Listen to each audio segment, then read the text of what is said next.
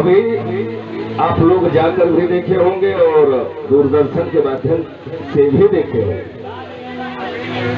महानगर मायापुर, बॉम्बे, दिल्ली, जो महानगर में वहां लोग आनंद कैसे लेते हैं, नाचते हैं, गाते हैं। लेकिन किस जगह बार में नृत्य कर रहे हैं। आनंद कितने प्रकार का होता है। हम लोगों का ऐसा सौभाग्य है कि कन्हैया के सामने नाच रहे हैं और उनके नाम को गुनगुना रहे हैं, और लोग वहां पैसा बर्बाद करके वहां भी नृत्य कर रहे हैं। लेकिन यह परम सौभाग्य है कि जो हम लोग भागवत के माध्यम से या आनंद से प्रभु का भजन ले रहे हैं। माध्यम कोई हो, सुधीर हो या हम हो।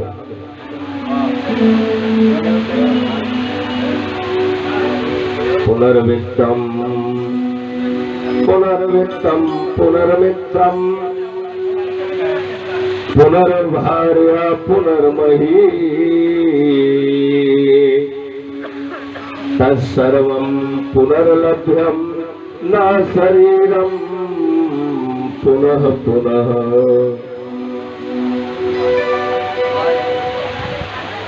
पुनर्वित्तम पुनर्वित्तम पुनर्मित्रम। ध्यान दीजिएगा माताओं,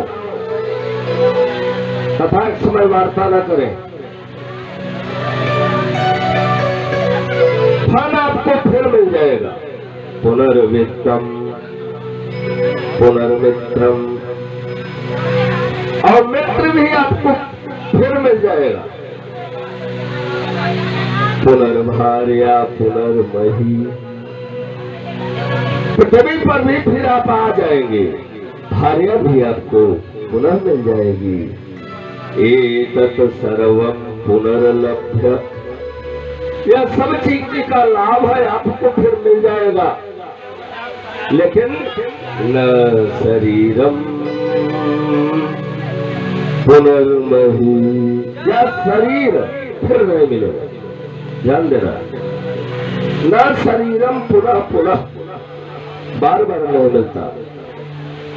जैसे हम व्यास गद्दी पर बैठे हैं, ऐसे पता नहीं कितने व्यास इस आसन पर बैठ करके ऐसा कहे हैं, लेकिन किए नहीं।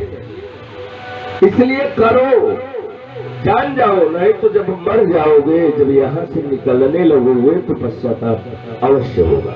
आह, ये हमने क्या कर दिया।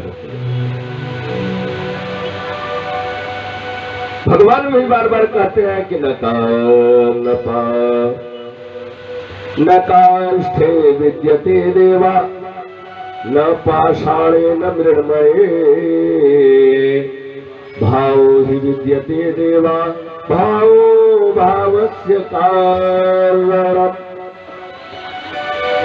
मैं लकड़ी की मूर्ति में नहीं हूं, न पत्थर में, न मिट्टी में। भावो भावस्य कारणम्, मैं केवल भाव में वास करता हूं।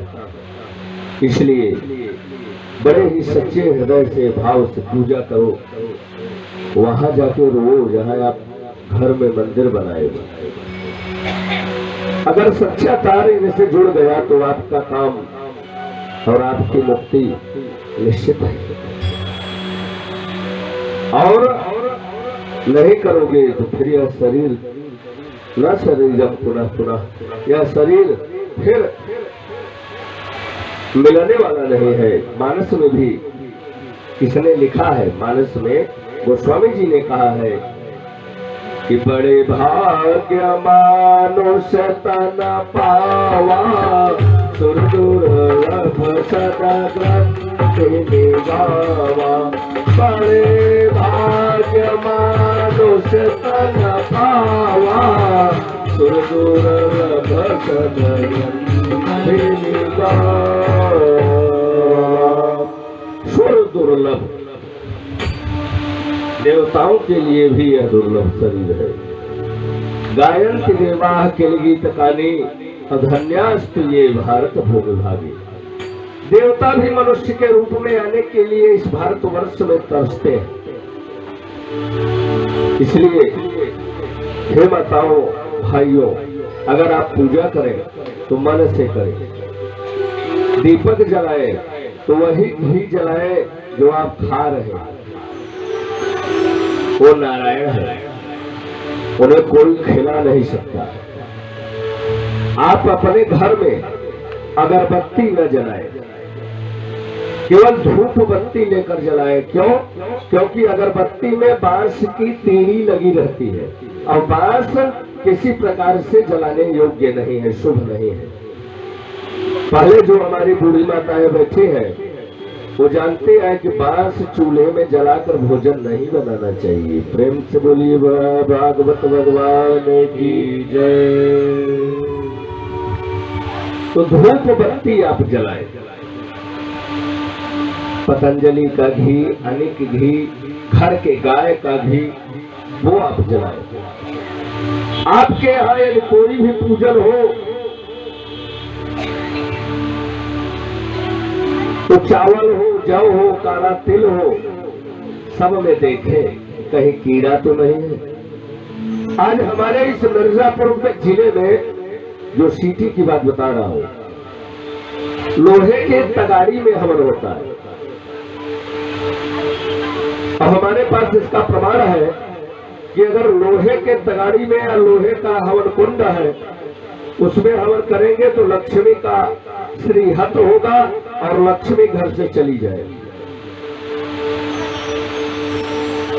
लोहा जो धातु है, लौह दंड महापात्र के सैया पर दिया जाता है। लोहा लोटे में खीला बांधते हैं, अंत्येष्टि जब दाग देते हैं। जो यमराज की प्रतिमा लोहे की बनती है, बस 3 जगह लोहे का काम है, वर्जित है एकदम। लेकिन किसको कहे? आज के जो ब्राह्मण है, इसीलिए ने कहा है कि ब्राह्मणों को यज्ञ नहीं कराना चाहिए, आदेश नहीं है, इसलिए कि आप उसी तगाड़ी में हवन कराओगे। हमारी आवाज बहुत दूर दूर तक जाती होगी, हो सकता है कि कोई विद्वान भी इसको सुनते होंगे। मैं यहां से कहना चाहूंगा कि आप मिट्टी की बोरसी बना लें या तो बेदी बनाकर हवन करें, क्योंकि इसका प्रमाण है हमारे पास कि लक्ष्मी स्त्री का हत होता है। और अगर उन्हें नहीं मालूम तो आप माताएं, बहनों, भाई बंधु उसको अपना लो। लोहे के तगाड़ी में हवन ना करो, साकल्य को साफ करके करो। मार्केट से जो बना बनान सामग्री है उसका उपयोग कम से कम करो। अलग अलग सामग्री लिखवा लो, सब ले आकर बना लो। जैसे पहले था, अगर शुद्धता पवित्रता नहीं रखोगे तो आप सदैव परेशान हो। माता का श्रृंगार मत कराओ, लेकिन कराओ तो उन्हें जैसे अपने यहाँ श्रृंगार कराते हो उससे भी अच्छा कराओ। दिखाने के लिए कुछ मत करो, तेरा तुझको पर क्या लगे मेरा।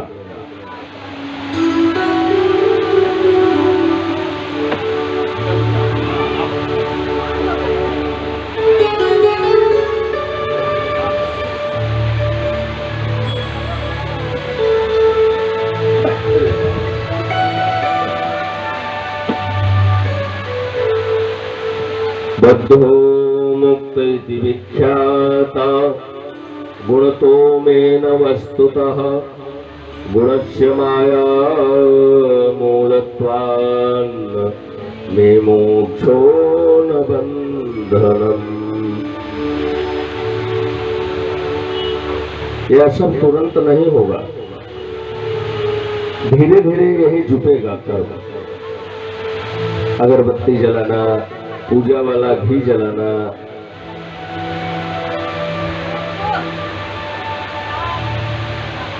पवित्रता को भंग करना, यह आपके पतन का कारण इस समय होगा, इसलिए परम पवित्रता के साथ नारायण की पूजा करो।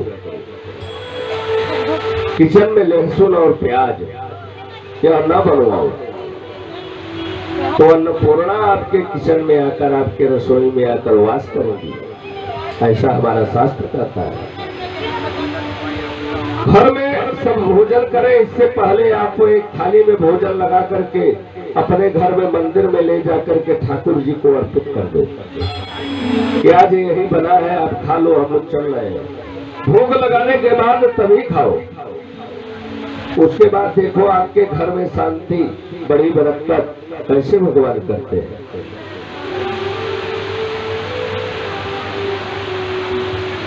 सूर्योदय से पहले उठो, घर की साफ सफाई करो, स्नान करो, पूजन करो, और नहीं तो ना शरीरम पुनः पुनः, यह शरीर फिर दोबारा नहीं मिलेगा। जब तक हो अभी से भी अगर सुधर जाओ तो अभी भी कुछ नहीं बिगड़ा। हे उद्धव जी ने श्री कृष्ण से बद्ध और मुक्त के लक्षण पूछने पर श्री कृष्ण भगवान कहने लगे, हे उद्धव, बद्ध है और मुक्त से ये व्यवहार गुण के कारण, गुण भावामय होने के कारण न मुझे बंध है न मोक्ष है। सुख दुख देह की प्राप्ति सभी माया से है।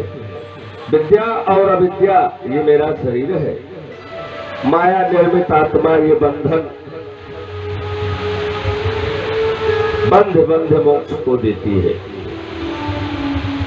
द्वार सुपर्णा सायुजा सखाना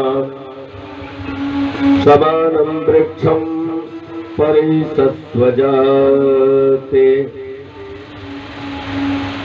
तयोरन्न पिप्पलम् असन्नयो अभिचारुषीत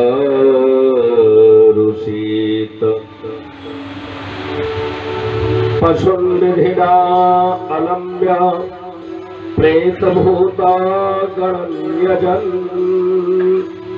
नरकान् वशो जन्तुर्गत्वा यात्युलवनं तमः।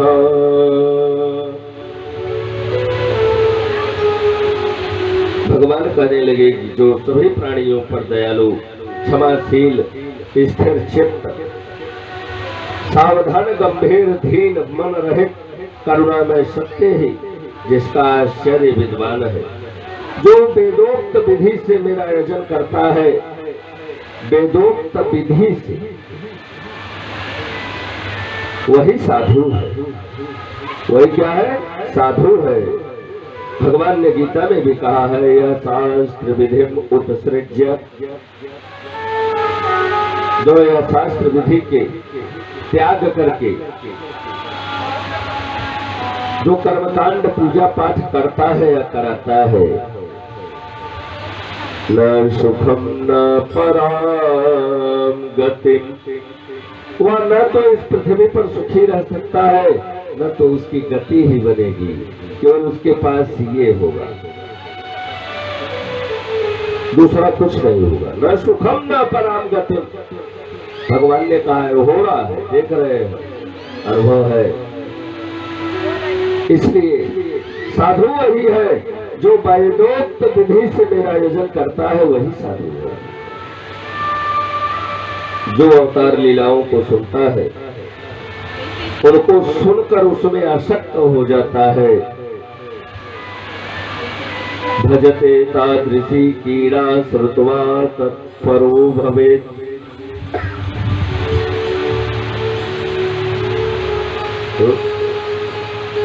मानस में लिखना पड़ा गोस्वामी जी को कि संत संत वितप सरिता गिरधरनी परहित हे तो सब की करनी संतन की महिमा रघुराई बहुविधि वेद पुराण गाई संत हृदय नवनीत समाना कहत बिन परि न जाना निज परिताप गवै नवनीता पर दुख गवै संत दुख नीता। साधु ऐसा चाहिए, साधु भी कैसा? साधु ऐसा चाहिए जैसा सूप सुहाय और सार सार को गही रहे और थोथा दे उड़ा, ऐसा साधु चाहिए।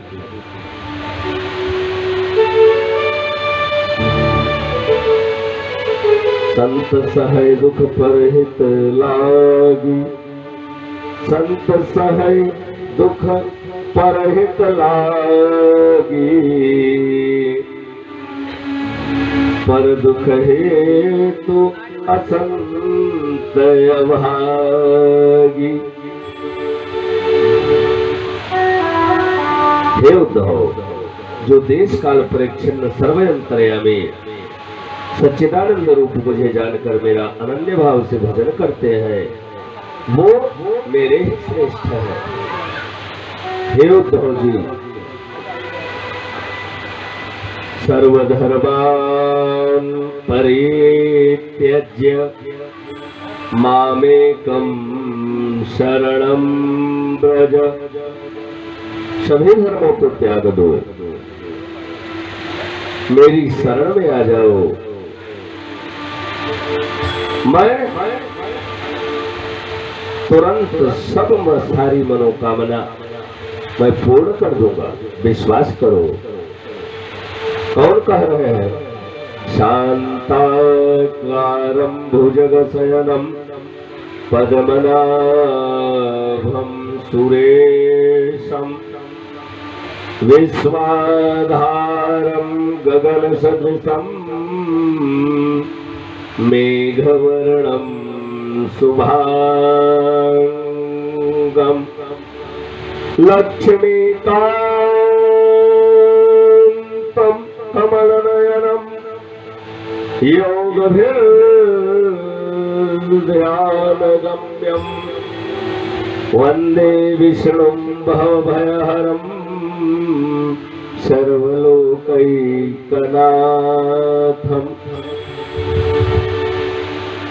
नारायण अपार बल के स्वामी, जिन्होंने पूरे ब्रह्मांड को रच करके उसी ब्रह्मांड के अंदर स्वयं समाहित है,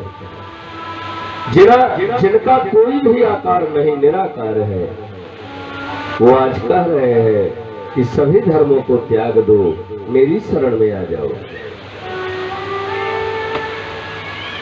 ऐसे सच्ची श्रद्धा और समर्पण की भावना को लेकर मोह कपट छल छिद्र न भावा, सारे कपट को त्याग दो, छल छिद्र को त्याग दो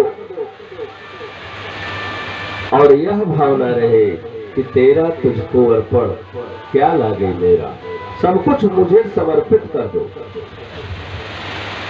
मैं नहीं हूं, दिख भी नहीं रहा हूं, लेकिन ब्राह्मणाः माम की तनु, ये ब्राह्मण जो है पृथ्वी के, ये मेरे ही शरीर है, इनकी पूजा करो।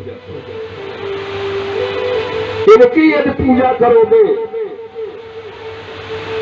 तो आपको किसी की पूजा को करने की आवश्यकता नहीं है। इसलिए इनका सम्मान करो, इनसे द्वेष करने वाला आज तक विप्रद्रोह पावक सो जरई। ब्राह्मण से जो द्रोह कर लिया वह अग्नि के समान जलकर खाक हो जाता है। इसलिए हे उद्धव,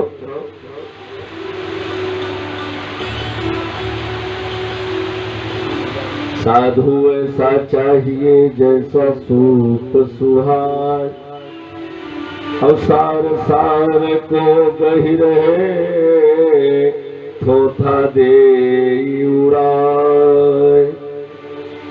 मैं ब्राह्मण हूँ, यहाँ भी 7-8 ब्राह्मण बैठे हैं और भी ब्राह्मण है, इसलिए मैं ऐसा नहीं कर रहा हूँ। जो यह शास्त्र या श्रीमद् भागवत महापुराण में है उसी को बतलाने का प्रयास कर रहा हूँ। हे उद्धव, देश काल परिच्छिन्न सर्व अंतर्यामी सच्चिदानंद रूप मुझे जान। मेरा अनन्य भाव से जो भजन करते हैं